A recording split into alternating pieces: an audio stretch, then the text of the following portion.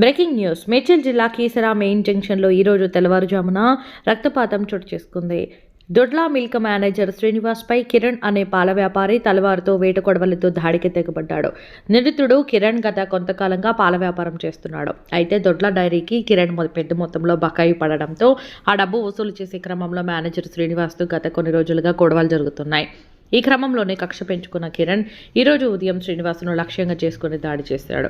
తీవ్రంగా గాయపడిన శ్రీనివాస్ పరిస్థితి ప్రస్తుతం విషమంగా ఉంది. పోలీసులు తక్షణమే స్పందించి బాధితుడిని చికిత్స నిమిత్తం నగరంలోని శ్రీకర హాస్పిటల్కు తరలించారు. ఘటనా స్థలానికి చేరుకున్న కీసరా పోలీసులు కేసు నమోదు చేశారు. ప్రస్తుతం పరారీలో ఉన్న నిందితుడు కిరణ్ కోసం గాలింపు చర్యలు ముమ్మరం చేశారు.